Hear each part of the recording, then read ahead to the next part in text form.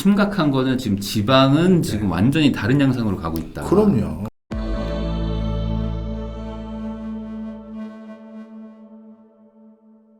그러면 제가 이런 질문 한번 드려보고 싶은데, 지금 교수님께서 라디오에서 지금 뭐 서울, 뭐 강남, 집값 뭐 이런 거 지금 중요한 게 아니다. 지금 심각한 문제는 뭐 따로 있다라고 말씀을 하신 게 있는데, 그게 어떤 곳인가요?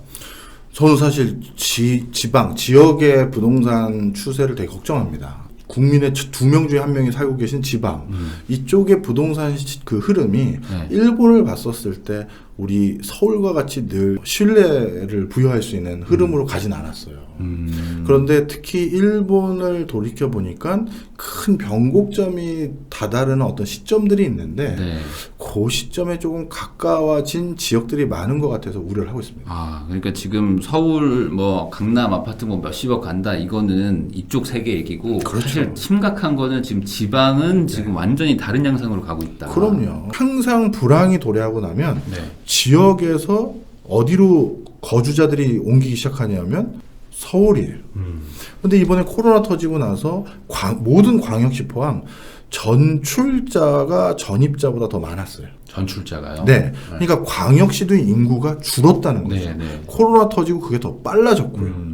그리고 미래에 더욱더 그 동네에 많은 사람이 살게끔 만드는 건 가임 여성들이 네. 얼마나 더 많이 유입되느냐가 중요하거든요. 아, 그 젊은 여자들이 살아야지 아이도 낳을 수 그렇죠. 있는 거니까. 그래서 가족이 자꾸 늘어나는 네, 네, 거니까요.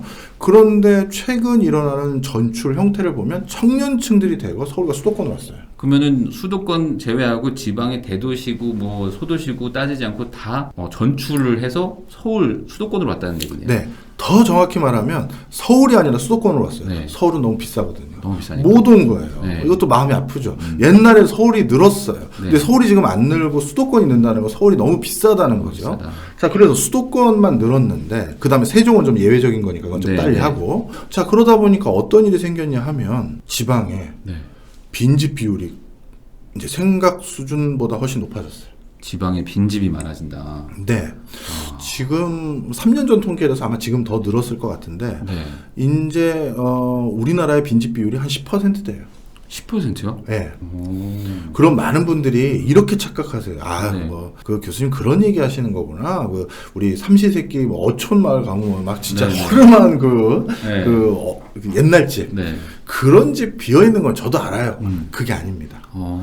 광역시들도 8% 수준까지 올라온 데가 많아요. 광역시가요? 네. 8%? 네. 이 8%라는 거를 통계를 어떻게 해석하셔야 되냐면 네.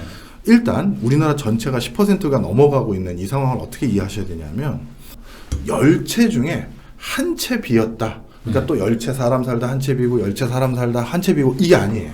지금 아니 교수님 지방의 부동산 가격을 걱정하시다니 지방의 부동산 얼마나 올랐는데 그 소리 많이 들으시면서 많이 하실 거예요. 네, 네, 네. 자, 자세히 보시면 지방은 서울과 같이 이렇게 서울은 어떤 지역은 더 빨리 오르고 어떤 지역은 천천히 오르고 이런 게 아니라 한쪽은 아예 안 오르거나 네. 떨어지는데 오르는 데만 오르는 데가 너무 많아요. 아, 지방이야말로 양극화다. 예. 혁신도시 아니면 청사 근처 네. 뭐 이런 데는 쭉쭉 올랐어요. 네네. 그런데 그렇지 않고 흔히 말해서 구시가지. 거기가 이제 빈집의 문제가 심각한 거예요. 네. 그럼 어떻게 되느냐? 신시가지는 아주 간단해요. 지방도 아파트 새로 짓는 단지가 그렇게 많지 않거든요. 거기에 계신 분들도 똑같이 새 아파트에 살고 싶은 심정은 똑같은 네, 거예요. 그렇죠. 그런데 여기 구시가지에 살고 있었는데 이 길 건너에 한 2블록 지나서 신시가지가 생겼어요. 그러면 야 우리도 저기 가서 살자 이 마음이거든요. 네. 그러면 처음에는 여기에는 구시가지의 집을 처분하고 네. 그 돈을 쌓아 жил머지고 신시가지의 집을 옮기신 분들이 계세요. 네네. 그런데 어느 순간 되면 어떻게 되느냐 이 구시가지에 살러 오는 사람이 없는 거예요. 좀 전에 말씀드렸잖아요. 다 서울과 수도권으로 가고 그렇죠. 살겠다는 사람이 없어요. 네. 네. 특히 지방 같은 경우는 나이 드신 오랫동안 그 동네에서 태어나서 계속 사시는 분들이 많잖아요. 네네. 그런 분들의 공통점은 이사를 안 해요. 내가 또 여기서 살면 얼마나 산다고. 네. 나는 그냥 내가 여기서 마무리할게. 이런 분들이 많거든요. 네네네. 그러다 보니까 뭐 시골에 뭐 어르신들 계신 분들 다 아시겠습니다만 아버지 그냥 아파트로 들어가세요 해도 아, 난 싫다 하면서 거기 계세요 계속. 네네네. 자, 그런 분들이 있다 보니까 이 구시가지가 어느 순간 어떻게 되냐면 그럼 이렇게 하자. 우리가 여기 언제 팔릴지도 모르는데 저 신시가지 아파트 계속 들어가서 살고 싶은 마음은 있는데 늦출 수는 없으니 네. 이 구시가지의 여기를 담보로 네. 대출을 받아서 네. 신시가지 아파트에 들어가 버리자. 그럼 여기가 빈집이 되는 거죠. 야, 보통은 뭐 전세를 주거나 뭐 월세를 줘서 안 들어오니까. 하는데 뭐 들어올 사람이 없으니까. 없으니까. 어쩔 수 없이 나는 저기 가고는 싶고. 네. 그래서 그냥 대출 받아서 그냥 네. 이자 내면서 이거 그냥 들어가는. 담보로, 주택담보로. 오. 네. 집이 있으니까, 부동산이. 담보는 나오니까. 그렇죠. 네. 그래서, 그리고 지방은 사실 9억 언더인 아파트가 많으니, 사실 그렇죠. 담보까지 아니라, 네. 자기가 자금 여력이 계신 분들도 굉장히 많이 계세요. 생각보다. 네네. 그러다 보니까 그냥 가는 경우도 있고요. 아. 자, 그럼 여기 빈집이 되죠. 네네.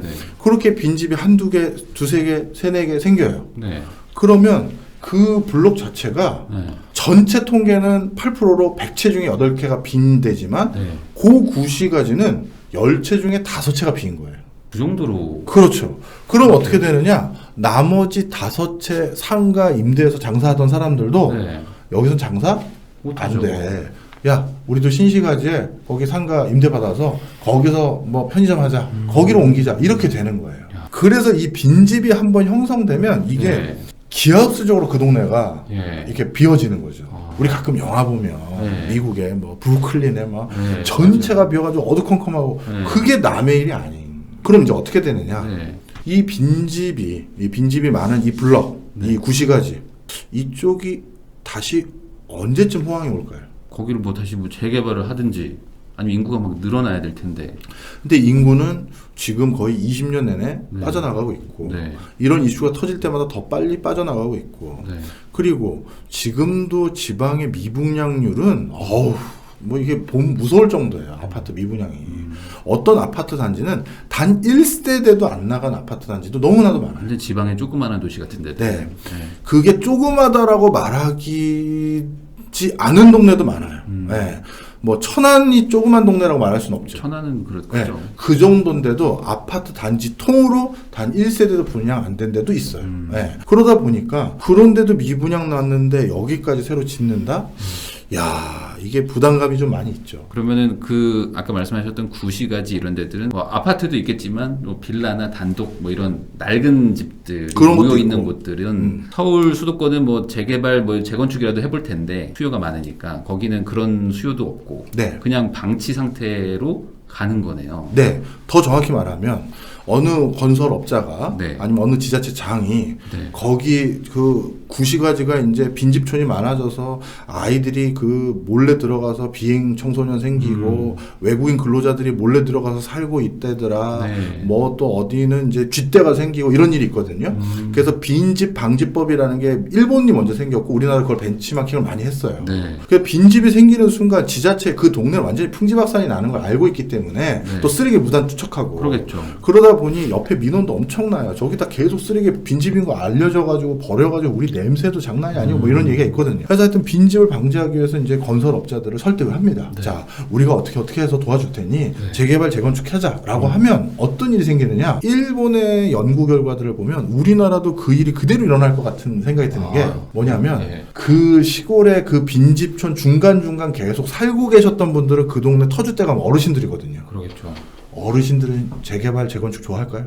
안 좋아하시겠죠. 안 좋아하죠. 어. 내가 살면 얼마나 산다. 그리고 이거 재건축 재개발할 동안 난 어디가 있으라고. 네. 난 그런 거 원치 않아. 그리고 그런 어르신들 찾아가 보면 옛날 농 그대로 있고 그 뭐죠 벽지도 그대로 있고 네, 40년 50년 된 맞아요. 어르신 이거 왜 벽지 누런데 안 하세요? 아휴 놔둬 뭐 이러시잖아요. 그게 그 습성인가 봐요. 저도 슬슬 옛날에 있었던 걸 좀 더 좋아하기 시작하는데 하여튼 그러다 보니까 재건축 재개발 동의도 잘 안 받아져요. 이건 알박기는 아닌데 알박기가 돼버리는. 그렇죠. 네. 제일 정확한 표현이세요. 네. 그 어르신이 알박은 게 아니세요. 그렇죠. 그냥 싫은 거예요. 다 떠나서 그냥 네. 나 혼자 그냥 이렇게 있게 된 거죠. 네. 앞에 김영감하고 여기서 계속 사시겠다는데 그게 무슨 알바끼겠어요. 네, 그러면은 잘 개발도 안 되고. 그러면은 지금 빈집이 뭐 아까 심각한 곳도 있다고 그랬는데 혹시 뭐 어떤 특정한 어떤 도시 같은 경우 비율이 높은 데들은 어느 정도 수준인가요? 네, 제가 강원도 일부 지역하고 전남 일부 지역은 빈집 비율이 30%가 넘어요. 강원도는 도시가 30%가 예, 비어요. 강원도는 시고 전남은 군인데 네. 30%가 넘어요. 그러면 10채 중에 3채가 빈집인데 네. 이것도 아까 말씀드린 그 논리를 그대로 적용하면 군청 근처는 빈집이 없겠죠. 그런데 약간 군청에서 외진 구시가지는 거의 다 비었다고 해도 과언이 아닌 거예요. 그게 무슨 삼시세끼 어촌마을 그런 데가 아니라 네. 야 여기 사람 살만한 충분한 데인데 여기 비었어? 왜? 이렇게 될 만한. 이거는 지금 서울이나 수도권 거주자분들은 아마 거의 지금 상상을 체감이 안 되는 그런 걸 텐데 30%가 도시에 비어 있다는 거는 그 지역은 말 그대로 그냥 뭐 작동을 안 하는 거네요. 인프라가. 네, 신규 유입이 없고 자연 감소분이라고 흔히 이렇게 네. 통계에서는 그렇게 얘기하는데 누가 작고하시거나 그러면 이제 비기 시작하는 거예요, 점점. 네. 그러면 그냥 그 소유자분이 돌아가시면서 그냥 약간 뭐라고 그래야 되나 그냥 무소유지가 되는 네, 맞습니다. 그러면서 그냥 방치되는 상태로 계속 가게 되겠네요. 그렇죠. 그래서 일본 같은 경우는 이런 일로 인해서 소유주가 불분명해진 네. 면적이 일본은 4개 큰 섬으로 돼 있잖아요. 네. 홋카이도, 네. 시코쿠, 규슈. 바로 이 규슈 면적을 상회하는 수준까지 올라왔어요. 그냥 전국적으로 그냥 집이 비어 있어서 그냥 소유자가 없는 게 그 정도나 넓어졌어요. 네, 네. 뭐 현 하나가 그냥 뭐 비는 거예요. 근데 지금 인구 어쨌든 아까 말씀하신 전출 인구 빠져나가는 속도는 더 가속화되고 있는 거로 보이는데 맞습니다. 앞으로 이 상황이 해결될 방법은 딱히 없다는 얘기처럼 들리거든요. 그래서 이제 자세히 들여다보면 네. 일본에서 이런 현상이 우리랑 똑같이 전개됐고 유럽은 좀 달라요. 이런 거를 잠깐 이것도 설명을 좀 드리면 네. 1극 도시라고 불러요. 네. 하나만 계속 사람들이 늘어나고 나머지 다 빠지는 거예요. 네. 일본은 당연히 어디겠습니까? 도쿄. 맞아요. 동경권이에요. 네. 네.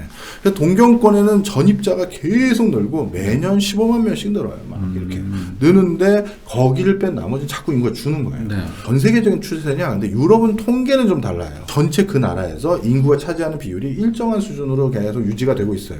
그러면 우리나라도 그렇게 될 수 있는 거 아닌가요? 아닙니다. 우리나라는 일본을 따라갈 가능성이 많은 게 네. 유럽은 그 대도시의 인구를 일정 비율로 유지하는데 현격하게 기여하고 있는 게 외국인 이민자들이에요. 소위 뭐 난민이라던가 난민도 있고 중동에서 넘어온 사람도 있고 아니면 선진국에서 공부하러 가는 근로자들. 근로자들. 우리 한국에서도 프랑스 유학 간다, 네. 런던 유학 간다. 그래서 눌러 앉은 분들도 많이 있잖아요. 그래서 이제 그런 유입자들이 계속 들어오기 때문에 가능한데 네. 일본은 외국인들이 이민을 선호하는 나라가 아니에요. 네. 그리고 일본인들도 외국인들에 대한 텃세 아닌 텃세예요. 뭐 사실 네네. 텃세가 정말 심한 나라예요. 그러니까 일본에 이민 신청을 한다? 이런 건 드물죠. 그러니까 내국인들 스스로만 이동을 하는 상황이다 보니 네. 그러니까 그쪽을 누가 채워주질 못하는 거예요. 외부의 유입으로 인해서. 그렇죠. 자, 그래서 일본은 어떻게 됐느냐. 이 도쿄 중심으로 몰린 게 1960년대부터 본격화해서 몰리기 시작했는데 네. 그 이유가 더 좋은 직장, 더 좋은 삶의 거주 형태가 도쿄 근처에 있었기 때문이에요. 네. 그때는 도쿄뿐만 아니라 저기 간사이 지방이라든가 몇 개 이런 도시들이 있었어요. 그러니까 제조와 큰 회사들이 번창하는 도시. 그쪽으로 사람들이 자꾸 이사를 가기 시작한 거죠. 야, 우리 시골 마을보다 거기 가서 직장 생활하면 내 월급도 더 많고 네. 훨씬 살기 좋은 동네야. 그래서 온 거예요. 그런데 그게 잠깐 다시 도쿄와 같은 대도시에서 인구가 줄어들고 지방의 군소도시로 내려갔던 적이 딱 한 번 있었는데 그래요? 딱 한 번 있었어요. 네. 1970년대부터 80년대 들어가기 전 그때가 어떤 상황이냐면 80년대 전이요? 네. 네. 그러니까 70년대라고 보시면 돼요. 네네. 이때가 오일 쇼크 때죠. 그래가지고 쉽게 얘기해서 일본의 많은 기업들의 수출의 여러 어려움을 좀 경험하면서 인플레이션이 너무 높아지고 네. 네. 오일 쇼크 때문에 네네. 그러다 보니까 기업 입장에서도 야, 도쿄 한복판에 우리가 공장 유지하고 여기에서 회사를 굴리는 게 큰 기회비용이 생긴 거죠. 네네네. 그러니 지방으로 공장 이전하자 해서 옮기고 네. 그리고 도쿄 시내나 이런 데서 사는데 너무 많은 생활비가 드는 거예요. 그런데 예전에 군소도시에 살았을 때 이 정도 돈은 아니었거든요. 네네.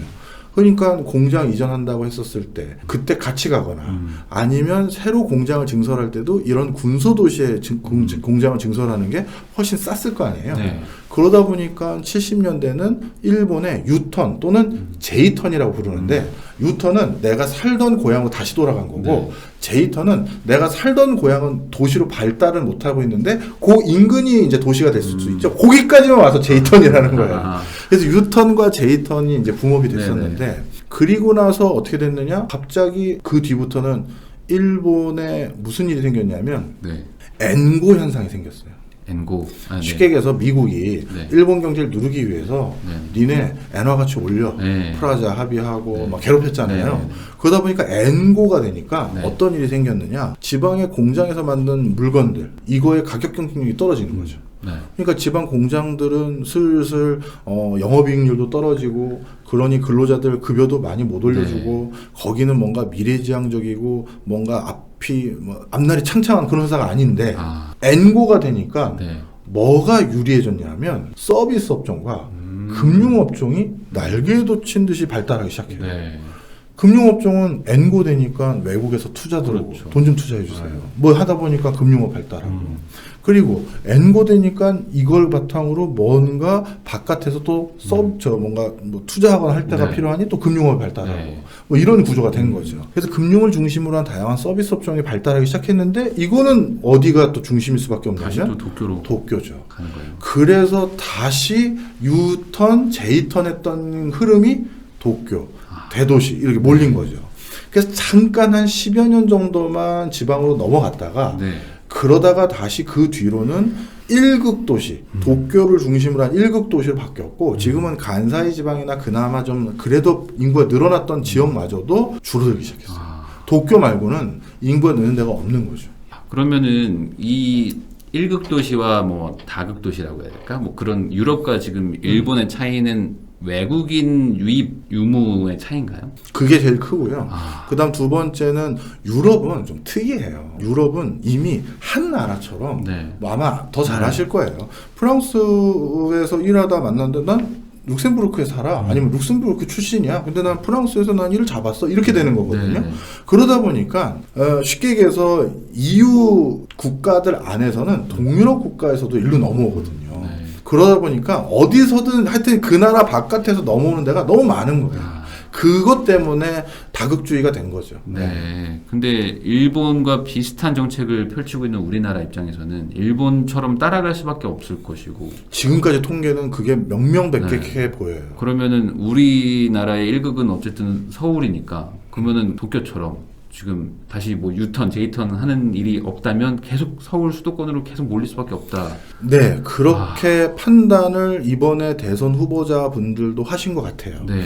그래서 대선 후보자분들이 이걸로 인한 여러 가지 사회적 부담이 많거든요. 네. 그래서 그걸 막기 위해서 지방에 어떻게든 사람들이 좀 더 쾌적하게 살 수 있는 방법은 좋은 일자리 만들고 좋은 정주 여건 만들어 주는 건데 네. 그걸로 선택한 게 양쪽 후보자 모두 메가시티였어요. 네. 굉장히 크게 네네. 뭐 부울경 메가시티, 네네. 충청 뭐 메가시티 뭐 네. 이런 슬로건인데 그런 거 어떻게 보세요? 메가시티. 나 이제 막 정권자분에게 밑보이면 안 되는데 근데 그냥 제 소견으로는 제가 틀릴 수 있습니다. 네, 제가 네. 감히 뭐 큰 일 하시는 분들에게 네. 뭐 결례하고 싶지는 않고요. 지금 뭐 산업은행 부산으로 보낸다고 막 그걸로 막 이슈도 되고 있죠. 하는데. 맞아요. 그래서 어떻게든 지방을 이렇게 네. 큰 굴지로 크게 폭을 그려가지고 메가시티를 한번 만들어 보겠다고 하는데 저는 실패할 것 같아요. 왜냐? 일본이 그 시도를 했어요. 네. 일본이 그 시도를 했을 때 왜 메가시티라는 걸 했느냐 생각을 해보세요. 사람들이 전부 서울로 가는데 네. 그럼 여기에는 전반적으로 모든 지역의 인구가 줄어들잖아요. 네. 모든 지역의 인구가 줄어드는데 여기를 모두 메가시티로 같이 육성한다? 뭔가 앞뒤가 좀 안 맞죠. 그건 안 되죠. 그럴 때는 어떻게 해야 되냐면 선택과 집중을 해야겠죠. 자, 여기 이러다가 다 주저앉을 것 같아. 그러면 이 중에서 공부 잘하는 놈 아니면 그나마 뭔가 앞으로 잘할 것 같은 놈 이렇게 하고 걔한테 몰아줘야 여기라도 사람들이 가서 요걸 집적해서 뭐가 될 수 있잖아요. 그러네요. 그런데 왜 메가시티라는 걸 일본에서도 하고 그걸 우리나라도 추정할 수밖에 없냐면 이게 이권과 관련됐잖아요. 국회의원 네. 지역구, 뭐 지역구도 있고. 그다음에 지자체에 또 뭐 정치랑 선거가 또 그게 그렇죠. 있으니까. 제가 얘기 안 하고 우리 부인관께서 계신 겁니다. 그래서 정치권에서는 할 수밖에 없고 일본에서도 했는데. 그렇죠. 결과가 일본이 어떻게 됐느냐. 네. 메가시티를 한 거예요. 왜? 네. 이 부울경 중에서 네. 어느 대선 후보가 감히 어떤 간 큰 사람이 부울경 딱 봤는데 부산도 글렀고 경도 글렀어요. 네. 울산 중심으로 제가 해서 네. 최대한 거기에서 최대한 디펜스 해보겠습니다. 네. 그걸 누가 하겠습니까? 그건 못하죠. 부산에서 표 다 떨어지고 경남에서 표 다 떨어지는데 네. 그러니 이 부울경을 내가 메가시티로 다들 어렵다니까 한번 크게 뭐 해보겠습니다. 이렇게 슬로건을 제시할 수밖에 없어요. 일본도 그렇게 한 거죠. 근데 일본 어떻게 됐느냐? 네. 지금 어떻게 되냐면 너무 많은 재정 지출이 들어가는 거예요. 이 부울경을 모두 다 우리로 따지면 네. 메가시티를 육성한다라고 하다 보니 네.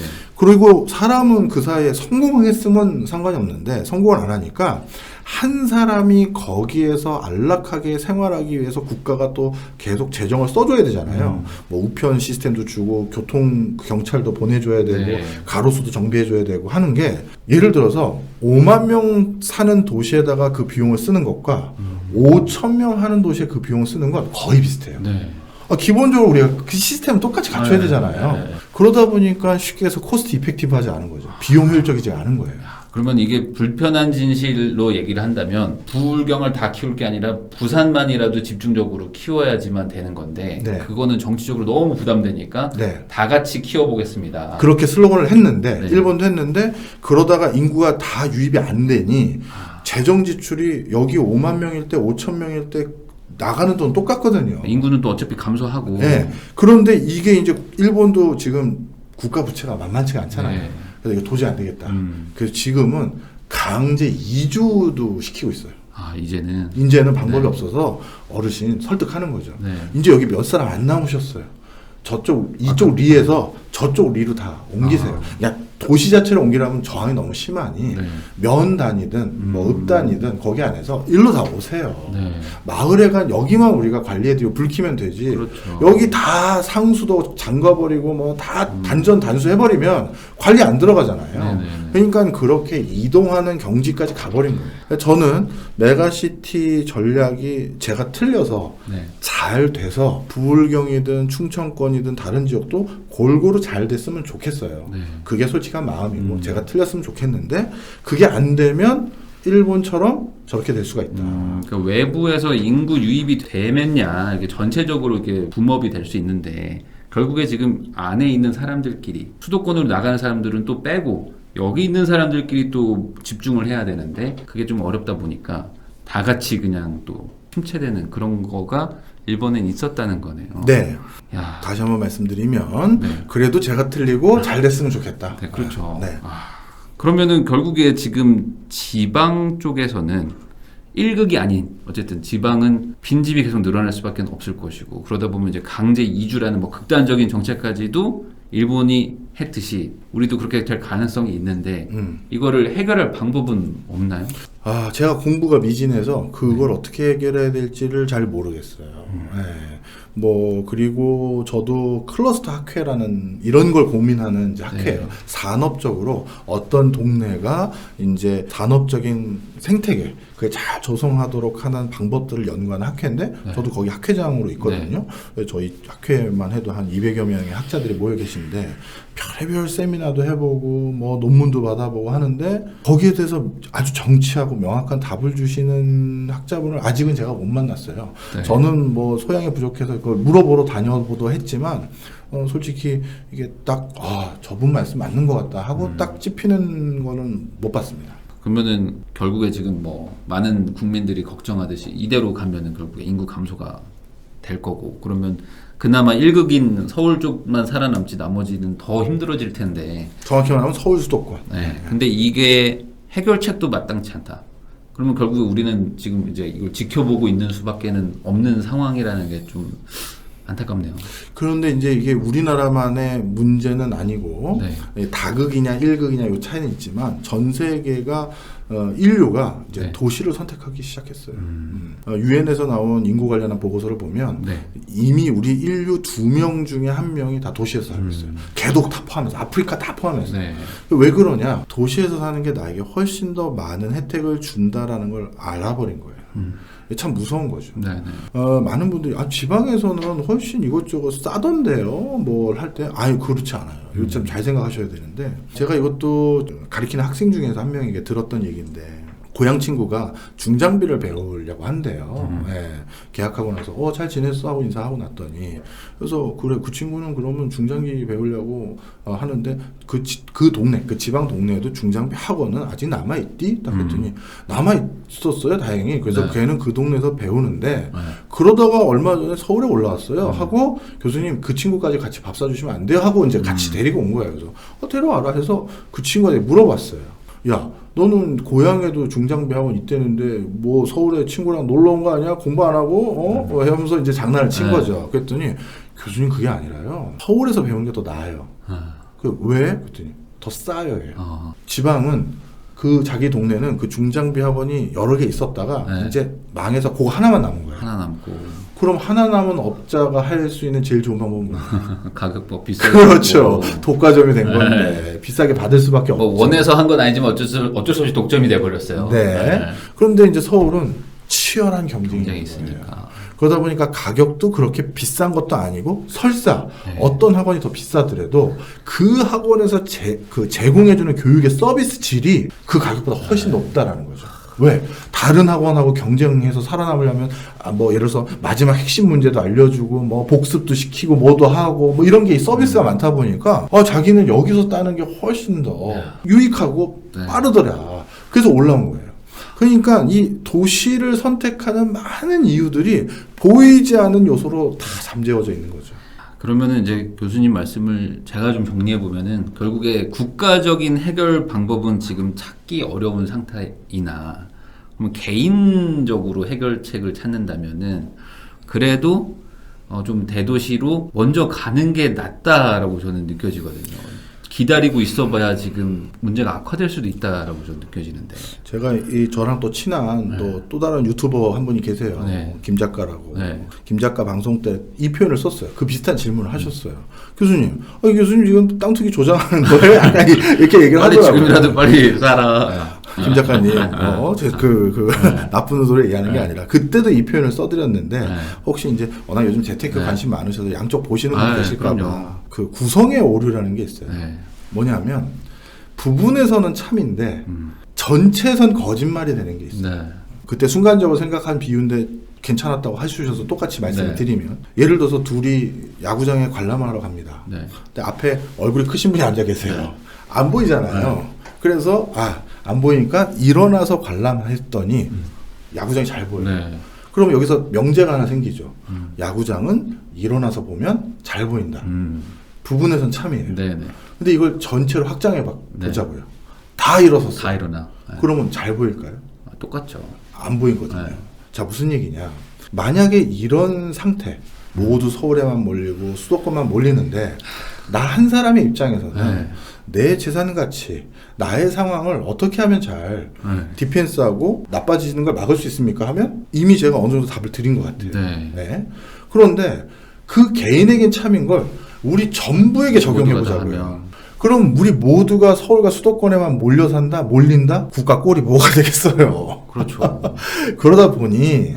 제가 아까 말씀드린 게 정말 농담이 아니라 제가 제발 틀리고 어느 엄청난 해안을 가진 사람이 이 메가시티든 뭐든 이걸 꼭 성공하는, 야, 감히 학자들이 몰랐지, 학자들은 공부나 할 뿐이지 나 같은 실천가 실행자들은 이런 일을 해낼 수 있어 라는 걸 보여주는 리더십을 보여주셨으면 좋겠어요. 쉽지 않네요. 쉽진 않아요. 쉽지 않아요. 근데 이것도 여담인데 네. 외국 학회 네. 발표를 하러 갔다가 제가 참여한 세미나 말고 옆방을 놀러 갔었어요. 네. 저희 쪽 섹터야 뭐 뻔히 아는 네. 얘기니까 다른 분야는 뭐 하지 하면서 이제 방을 불러 갔는데 OECD 학자들이 이렇게 얘기하는 네. 걸 딱 들었는데 거기가 우리랑 똑같은 이슈였어요. 어. 우리나라 말로 번역하면 지역 균형 발전. 이거에 대한 아젠다로 이제 디스커션을 막 네. 하는 건데 제 기억으로 네덜란드 학자였던 걸로 기억하는데 하여튼 그분이 세계적인 지역 균형 발전의 성공 사례가 하나 있다 라고 하면서 다음 슬라이드를 넣었는데 사우스 코리아인 거예요. 그래요? 어떻게? 이렇게 반응이 네. 나오잖아요. 저도 순간에서 아니 무슨 소리야. 네. 균형 발전이 우리가 성공했다니 네. 어떻게 이 소리가 나왔어요. 네. 지금 뭐 지방 혁신 도시도 사실 우리가 네. 갸우뚱한 거고 네. 뭐 산업은행 저기 뭐 부산으로 내려 보낼지 안 보낼지 모르겠지만 내려 보낸다고 해서 부산이 달라지나 뭐 이런 생각 다 하잖아요. 그 사람 잘못한 것 같은데 우리 쪽에서 정부에서 과잉 홍보지 돌린 걸 가지고 잘못 사례 연구 하나 했는데 네. 아니더라고요. 어. 성공한 적이 있었어요. 아, 그래요? 네. 언제요? 언제냐면 네. 가장 가난한 어촌 마을, 네. 경북의 가장 가난한 어촌 마을을 세계적인 철강 산업단지로 만들었죠. 포항. 네. 그리고 또 경상도의 또 가장 가난하고 그냥 어업 활동이나 했던 곳을 세계적인 조선소로 만들었죠. 울산. 또 전라도도 광양. 네. 있었던 거예요. 그거는 그거는 어떤 기반이 있어서 시작한 것도 아니고 네. 그 당시 여러 그 국가의 여러 회의록이나 네. 아니면 전문가들의 의견들 보잖아요. 네.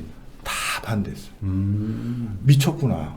거기다가 뭐 예를 들어서 일본에게 보상금 받은 돈에 거의 뭐 절대적인 비중을 그 제철소를 그것도 우리나라 산업 기반도 없는데 그렇게 큰 걸 짓는다고 그것도 인천이나 이런 뭐 충청도까지도 아니고 저 끝에다 한다고 그렇죠.